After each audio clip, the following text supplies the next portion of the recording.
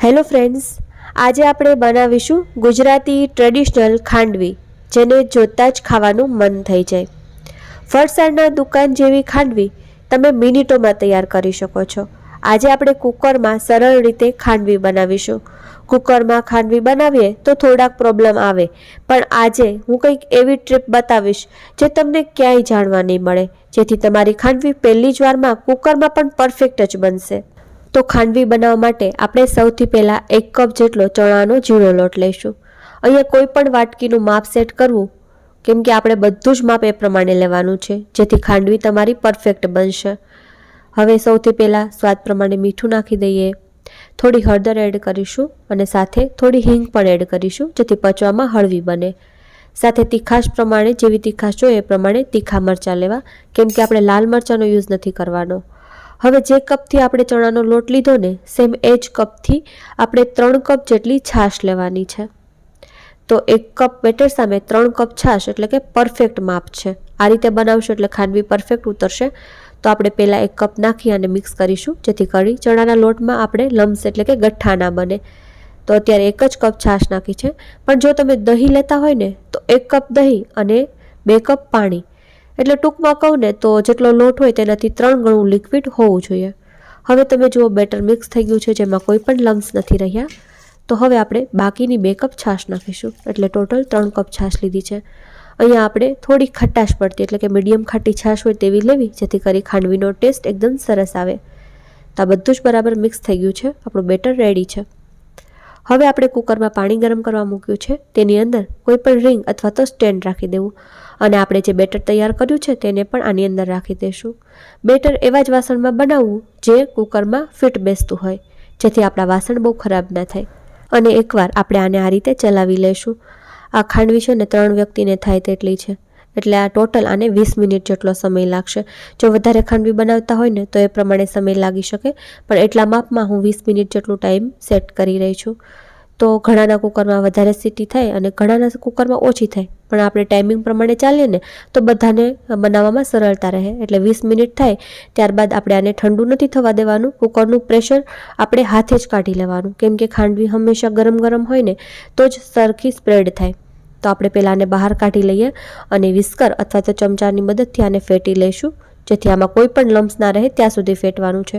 હવે ઘણીવાર એવું બને કે કુકરમાં ખાંડવી બનાવીએ ને તો તે પરફેક્ટ પાકી છે કે નહીં તે પણ ખબર ન પડે, અને સાથે સાથે તમે બનાવો એટલે કે સ્પ્રેડ કરો ને તો બરાબર ઉતરે પણ નહીં.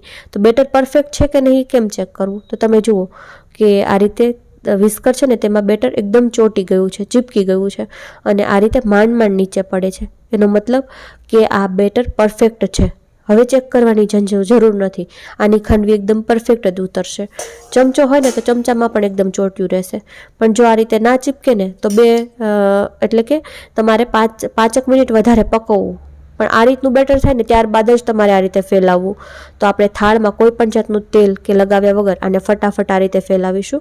આ પ્રોસેસ હંમેશા ફાસ્ટ જ કરવી, કેમ કે ખાંડવી ઠંડી પડવા લાગે ને એટલે કે ખાંડવીનું બેટર ઠંડુ પડે ને તો તે ગઠ્ઠા બનવા લાગે અને સરખું તમે જેવું ધારો એવું સ્પ્રેડ ના કરી શકો. અને મેં પ્લેટફોર્મને પણ પહેલેથી જ ક્લીન કર્યું હતું, આપણે તેની પર પણ ફેલાવી દઈશું, કેમ કે પ્લેટફોર્મ પર તમે બધી ખાંડવી એક સરખી બને છે અને સરળતાથી તમે સ્પ્રેડ કરી શકો છો અને વાસણ પણ ખરાબ નથી થતા. તો તમે ચાહો તો પ્લેટફોર્મ અથવા તો થાળ પર તમારી અનુકૂળતા મુજબ તમે સ્પ્રેડ કરી શકો છો. તો આ રીતે આપણે ખાંડવીને ફેલાવી લઈશું. ખાંડવી બહુ પતલી કરશો તો પણ મજા નહીં આવે અને બહુ જાડી થશે તો પણ મજા નહીં આવે, એટલે મીડિયમ થિકનેસવાળી આપણે ખાંડવી રાખવાની છે. તમે જુઓ આપણું બેટર જામમાં લાગ્યું છે અને આ બેટરને ઠંડુ થતાં ફક્ત 2-3 મિનિટનો જ સમય લાગે છે.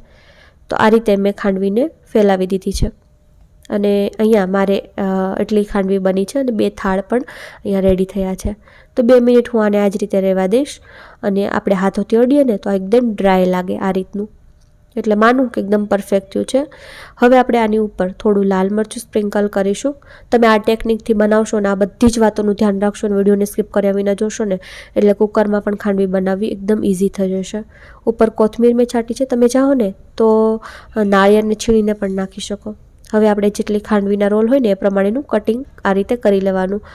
આ રીતે મેં કટ કરી લીધું છે ને. હવે સાઈડમાંથી આપણે આ રીતે રોલ વાળતા જશું. તમે જુઓ કેટલી આસાનીથી આ અલગ પડી રહી છે. સાઈડનો રોલ હોય એટલે એટલો પરફેક્ટ ના બને, પણ વચ્ચેના બધા જ રોલ છે એકદમ પરફેક્ટ અને બધા રોલ સરખા બનશે. બહુ વધારે પડતો મોટો રોલ નહીં કે બહુ વધારે નાનો નહીં તેવો રોલ બનાવીશું. જો તમને લાગે રોલ બહુ મોટો છે તો વચ્ચેથી તમે એક કટ પણ લગાવી શકો છો. આ રીતે આપણે બધા જ રોલ રેડી કરીશું. તમે જુઓ એકદમ પરફેક્ટ માર્કેટ જેવી જ ખાંડવી તમે મિનિટોમાં મહેનત વગર બનાવી શકો છો. સાઈડમાં તમે બીજા કામમાં લાગી જાઓ ને તો પણ ખાંડવી સાઈડમાં રેડી થઈ જાય. અને આ રીતે થાળમાં પણ આપણે સેમ એ જ રીતે ખાંડવી બનાવી લેશું. તમે જોઈ શકો છો ને કેટલી સરળ છે ખાંડવી બનાવવી. જે મેં ટ્રીક બતાવી છે ને એ તમને કદાચ કોઈ કહેશે જ નહીં, અને જેવું ટાઈમિંગ છે એવું ટાઈમિંગ પણ કોઈ નહીં કહી શકે. તો આ રીતે એકવાર ખાંડવી બનાવજો. અને તમને જો મારી આજની ટેકનિક ગમી હોય ને તો એક લાઈક ચોક્કસથી કરજો. અહીંયા ખાંડવી આપણી રેડી છે. હવે વઘાર તૈયાર કરી લઈએ. વઘાર માટે આપણે તડકા પેનમાં 1-1.5 ચમચી તેલ ગરમ કરી લેશું. તેલ ગરમ થાય એટલે રાઈ નાખીશું. રાઈનું પ્રમાણ વધારે જ રાખવું, કેમ કે આપણે જે પણ ફરસાણ હોય તેમાં રાઈ વધારે હોય ને તો તેનો ટેસ્ટ બહુ સરસ આવે. હવે આપણે થોડા તીખા લીલા મરચાં એડ કરી દઈશું. સાથે 1/2 ચમચી જેટલા સફેદ તલ એડ કરી દઈશું અને કડી પત્તા નાખી દઈશું. હવે આપણે ગેસને બંધ કરી વઘારને સારી રીતે મિક્સ કરી લેશું, કંઈક આ રીતે. તો આપણો ખૂબ જ સરસ વઘાર રેડી છે, જેને આપણે ખાંડવી પર સ્પ્રેડ કરી લેશું. ખાંડવીને હંમેશા રીતે છૂટી છૂટી જ રાખવી, જેથી કરી વઘાર છેક અંદર સુધી જાય. જો ઉપરા ઉપર બધી ખાંડવી રાખશો ને તો નીચેની ખાંડવી એકદમ ડ્રાય કોરી એટલે કે વઘાર વગરની રહી જશે. ખાંડવીમાં વઘાર છેક અંદર સુધી ઉતરે ને તો જ ખાંડવી ટેસ્ટી લાગે. તો અહીંયા આપણી ખાંડવી બનીને તૈયાર છે. તમે પણ આ રીતે જરૂરથી બનાવજો. અને વિડીયો જો જરા પણ પસંદ આવ્યો હોય તો એક લાઈક ચોક્કસથી કરી દેજો. ફરી મળીશું એક નવા જ વિડીયોની સાથે. Thank you for watching.